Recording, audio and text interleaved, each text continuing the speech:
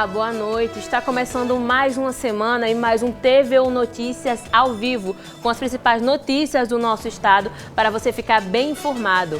Confira agora os destaques da edição de hoje, segunda-feira, dia 30 de setembro. Procuradoria-Geral do Estado recomenda o embargo da dragagem em Ponta Negra por falta de licenciamento. A Agência Nacional de Energia Elétrica anuncia a bandeira vermelha para o mês de outubro no RN. Secretaria Municipal de Saúde resiste ao aumento de casos de Covid-19 em Natal. Agora são 18h34 e o TVU Notícias está no ar.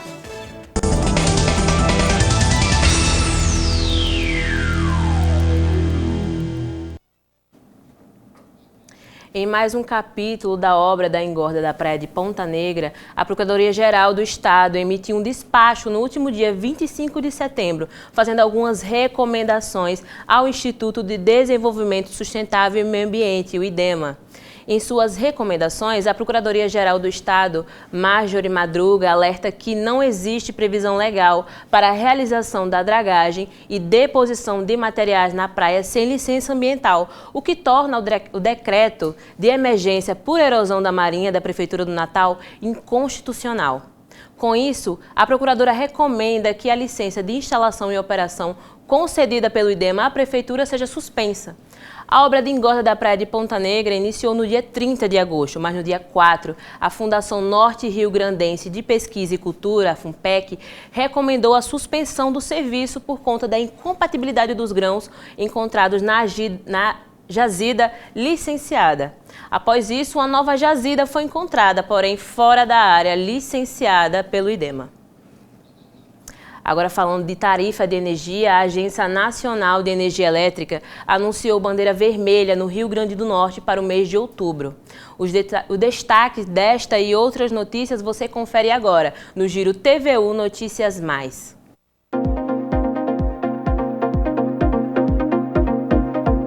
O Rio Grande do Norte terá bandeira vermelha nas contas de energia em outubro. A medida foi anunciada pela Agência Nacional de Energia Elétrica.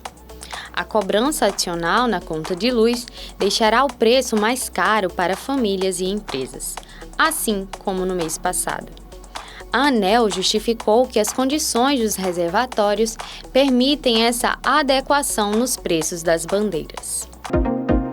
Segundo o boletim epidemiológico publicado pela Secretaria Municipal de Saúde de Natal, houve um aumento nos números de casos de Covid-19 em comparação com janeiro deste ano, apontando uma faixa etária entre 20 a 59 anos durante os últimos casos. Uma pesquisa realizada pela Conferência Nacional dos Municípios mostra que 64,7% dos municípios brasileiros relataram a falta de imunizantes. A Confederação cobrou providências do governo a fim de sanar a falta de vacinas nas cidades de todo o país. O Serviço Nacional de Aprendizagem Comercial do Rio Grande do Norte realizará no dia 1º de outubro um processo seletivo para a área de atendimento ao cliente. A seleção ocorrerá no auditório da Escola Técnica, na Cidade Alta, das 8 às 14 horas. O evento será aberto ao público e contará com 400 vagas de trabalho na empresa Teleperformance. Os interessados deverão levar o currículo atualizado, digital ou impresso, possuir ensino médio completo e ter acima de 18 anos.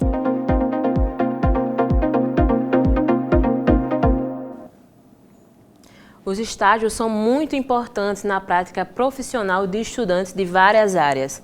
É uma primeira experiência para quem tem muita vontade de aprender, mas tem dificuldade de entrar no mercado de trabalho. A repórter Mary Vasconcelos vai mostrar agora como os talentos são direcionados através do IEL-RN, que atua na preparação e seleção de estagiários.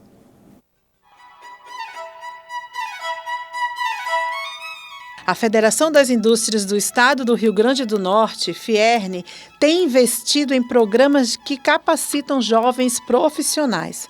Por meio de programas de estágio, André Pereira, responsável técnico de estágios e carreiras do IEL-RN, fala da capacitação que o IEL proporciona aos estudantes. e aponta para o mercado quais são essas empresas que estão mais assim, coerentes com esse caminho de reter esses talentos, né? Então, hoje as empresas estão muito voltadas para a inserção desse aluno através do programa, né, de estágio. Então, isso é uma preocupação sempre, né? A gente também faz entrevista para contratação pela CLT através do IA Empregos. E aí, quando a gente vê um candidato que já teve uma experiência de estágio, né, você vê que a postura dele é diferente, você vê que ele vai se adequar à cultura daquela empresa mais facilmente, né, vê que ele já tem essa relação, até como você falou bem, humana, né, com as pessoas ali dentro, com os clientes externos. Na academia você vê o conhecimento técnico, né, as informações, mas o dia a dia é que vai trazer network, trazer adaptabilidade para esse indivíduo, né? Trazer até como eles solucionar problemas, né? Ter ajuda de outros profissionais ali dentro da empresa para solucionar questões e fazer entregas no dia a dia. Em 2024, 2.254 estagiários estão ativos no IEL. A mão de obra humana é um dos recursos fundamentais à alma de uma empresa. Os passos de uma vida acadêmica direcionam o futuro de um estagiário. A oportunidade de aprender e aplicar os conhecimentos em empresas parceiras foi importante para Ana Clara. Ela é ex-estagiária do IEL e atualmente é funcionária efetivada. Ela trabalha na contratação do setor de recursos humanos. O recursos humanos é uma área muito boa de se trabalhar. A gente trabalha com pessoas e a gente conviver com os estagiários. Como eu já fui estagiária, eu fico bem feliz quando eu vejo eles conseguindo vagas, porque eu sei da importância que é eles terem essa convivência no mercado de trabalho antes da formação profissional. E é onde eles realmente vão se preparar para ter a sua trajetória. E aí, quando eu vejo um jovem procurando um estágio e sendo selecionado, eu fico bem feliz, porque eu sei que ali é onde ele vai iniciar a sua carreira e vai deslanchar. Ellen Lopes é estagiária no IEL. Ela é mais um exemplo de como a prática profissional é importante para os alunos que estão na universidade.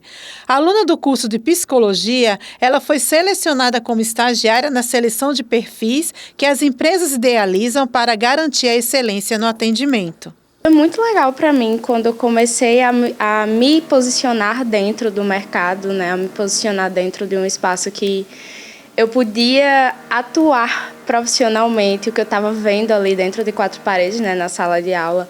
Eu comecei a ver, eita, isso aqui faz sentido. E aí, é isso, eu acho que aos poucos as peças foram se encaixando, e aí eu fui vendo e vi a importância também do IEL. É muito nítido que as empresas elas chegam hoje buscando mais recursos de gestão emocional. Elas querem pessoas que tenham gestão emocional e mais capacidade de lidar com as emoções, com as relações interpessoais. Às vezes pesa mais do que o técnico em si, porque o técnico ele é treinável, ele consegue desenvolver mais fácil dentro de uma empresa. Você notou que ao longo dessa reportagem, ao falar de estágio, logo se faz relação com os primeiros passos da vida profissional. Sobre esse assunto, existe um filósofo grego, Protágoras, que diz o seguinte: o homem, nas suas decisões humanas, é a medida de todas as coisas. Uma ideia de que essa verdade depende de experiências pessoais. É assim que os estágios são. Possibilitam experiências para que o profissional possa seguir em frente na prática de que vivenciou, na profissão que escolheu. A prática é o caminho mais eficaz para eles conseguirem chegar no ápice da profissão deles. É uma responsabilidade muito grande, né? Porque a gente acaba participando de processos e momentos que são importantes e decisivos para a vida de algumas pessoas. Então, a gente sempre fica naquela será que é isso mesmo? Será que é o ideal? Será que é o certo? E aí começa também a parte da técnica, né, que a gente aprende na faculdade, começa a trazer para a vida real, começa a ver as coisas como elas realmente são, como está acontecendo. Né? É hora de falar sobre eleições 2024.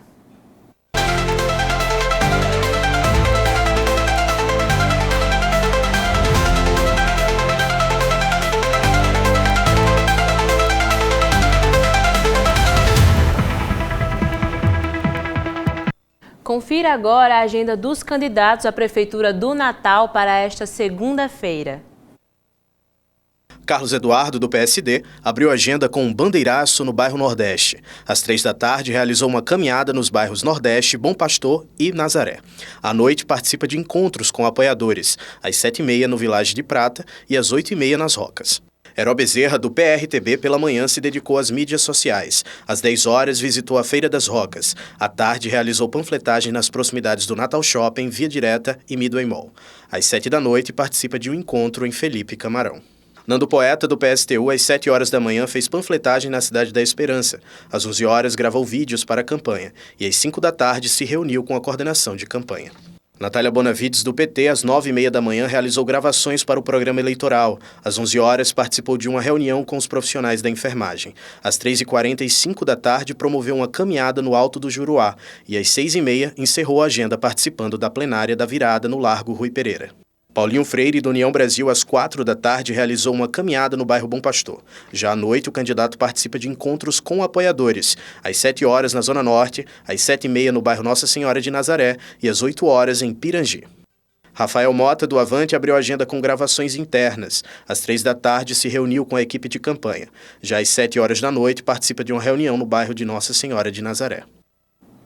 E o Brasil possui sua primeira planta piloto para a produção de combustível sustentável de aviação, um produto que está no centro das discussões sobre descarbonização do transporte aéreo. A iniciativa é desenvolvida no Instituto Senai de Inovação em Energias Renováveis do Rio Grande do Norte. Nós vamos conhecer na reportagem de Rangel Pontes.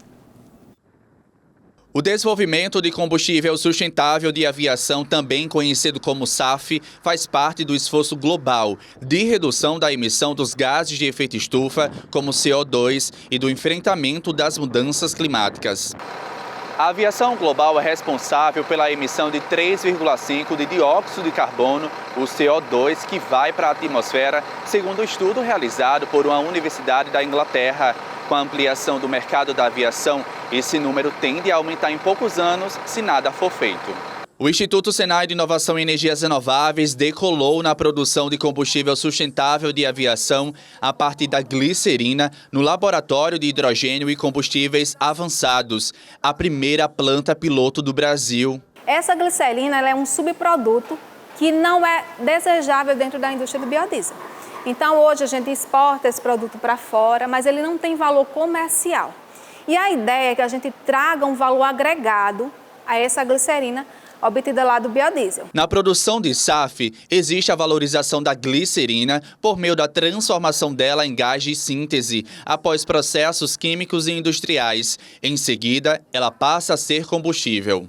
Inicialmente, nós temos a produção do combustível sintético através do Syncrude, que é o petróleo sintético.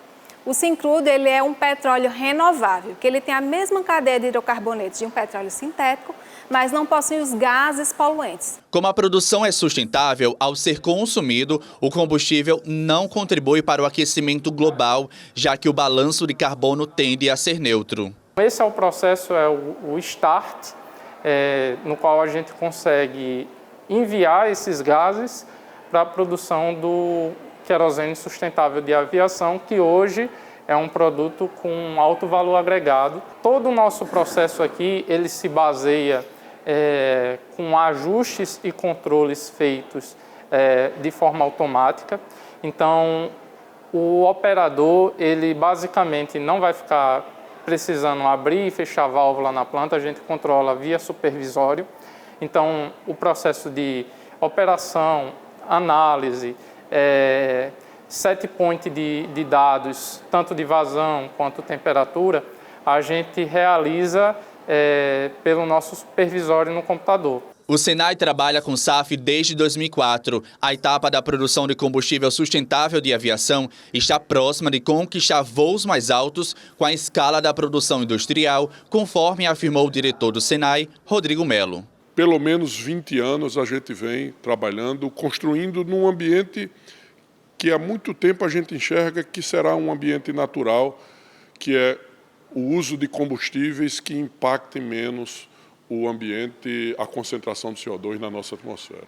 Por ser semelhante ao combustível fóssil convencional, o SAF pode ser utilizado sem necessidade de adaptações nas aeronaves e infraestrutura aeroportuária, além de impulsionar o desenvolvimento de tecnologias limpas, incentivando a produção de combustíveis renováveis e colaborando com as metas globais de combate às mudanças climáticas. Os ODS preveem uma vida melhor e mais confortável para próximas gerações, do ponto de vista de água, do ponto de vista de floresta, de trabalho justo, ambiente de trabalho, combustíveis mais limpos, energia mais limpa, enfim. É uma série de observações que convergem para a perspectiva de um ambiente mais confortável para a vida humana nos próximos anos. Sem dúvidas, uma pauta muito importante para ser discutida a longo prazo. E mudando de assunto, a professora e escritora Maria da Conceição Fraga está lançando o livro 60 anos do golpe civil-militar no Rio Grande do Norte. O repórter Abner Lima está ao vivo agora com a escritora e traz mais informações. Boa noite, Abner. Olá, Samara, boa noite para você e para todo mundo que está acompanhando o TVU Notícias. Pois é, o livro relembra um período muito conturbado que o Brasil sofreu, mas graças às eleições diretas retornou à normalidade. Para falar sobre isso, eu estou aqui com a professora Ceissa Fraga, que é uma das idealizadoras do livro. Boa noite, Ceissa, seja bem-vindo ao TV Universitária. Ceissa, esse livro reúne pesquisas de 17 pesquisadores, correto? Perfeito. Boa noite a todos. É com muita alegria que a gente está aqui para divulgar o nosso livro. Na passagem dos 60 anos da ditadura militar, nós reunimos 17 autores, né? São 17 pesquisadores que estudam o Rio Grande do Norte nesse período.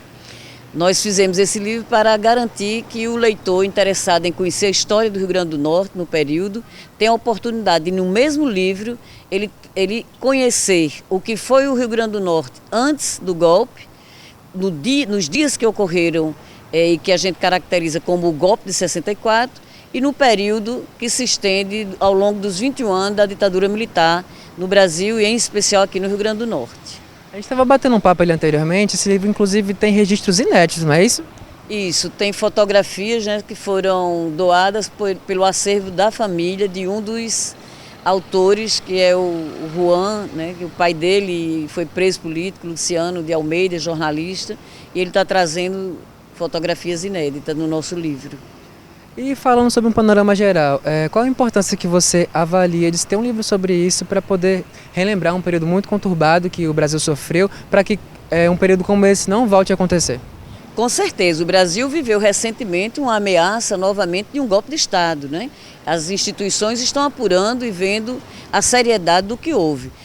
Então a importância desse livro é porque nós conseguimos, em primeiro lugar, reunir um conjunto de pesquisadores que estudam o período e que vão dar a oportunidade de que o leitor tenha no mesmo livro uma visão panorâmica do como foi o Rio Grande do Norte no período que precede o golpe, como esse golpe ocorreu no Estado e como foram os anos de ditadura militar aqui no Estado. Essa realmente é uma oportunidade ímpar, porque não existe ainda livro com esse conjunto de pesquisadores, com essa diversidade de temática, né? São todos mestres ou doutores, mas em suas teses, as teses e dissertações têm um objeto mais definido e mais focado. O livro permite você falar desde a eleição de 1960, a campanha de perseguição também se aprende a ler, os dias e os presos, os perseguidos aqui durante os governos militares, encerrando com o movimento estudantil e o processo de redemocratização no Estado. A gente sabe que as produções científicas têm uma linguagem assim mais acadêmica. Houve algum tipo de alteração para poder ser acessível a todo mundo? Com certeza, nós tivemos também essa preocupação, porque é um livro que a gente quer realmente que ele seja usado nas escolas de primeiro e segundo grau, porque os alunos de ensino médio, né? Porque os alunos, eles são obrigados a conhecer esse conteúdo, então é uma linguagem acessível aos jovens que devem e precisam conhecer a história do país. Só teve uma tentativa de golpe porque até hoje o Brasil ainda não fez uma transição que permitisse realmente penalizar aqueles que torturaram, mataram e fizeram desaparecer corpos, e também a sociedade brasileira aguarda, né, depois da Comissão da Verdade, que as medidas tomadas pela Comissão Nacional da Verdade, inclusive da Comissão da Verdade daqui da UFRN, que essas medidas sejam implementadas. Aqui, por exemplo, há um acordo já de concessão de título por morte para 2 vítimas da ditadura, mas é preciso também a retirada imediata dos nomes que homenagearam com doações de título, concessão de títulos honoríficos. Nós não podemos aceitar que uma universidade como a nossa tenha dado título honorífico a pessoas que mandaram matar, torturar, prender, desaparecer jovens, entre os quais nossos ex-alunos. Para a gente finalizar, quem quiser adquirir o livro, já está em pré-venda, como é que faz? O livro está em pré-venda, né, e a gente agradece muito porque tivemos que custear o livro. Ele vai sair com quase 600 páginas, ele custa R$100 pelo Pix 84987112324. Então, a gente agradece muito aqueles que comprem previamente, porque o livro já tem data marcada para o lançamento, vai ser 10 de dezembro. Né? Nós vamos lançar de qualquer jeito dia 10 de dezembro, mas precisamos dessa colaboração de todos. Muito obrigado pelas informações, professora. Excelente oportunidade para poder relembrar a história do Brasil. Eu volto com você no estúdio, Samara. Muito obrigada, Abeni. O TVU Notícias vai ficando por aqui. Uma ótima semana para você. Boa noite e até amanhã.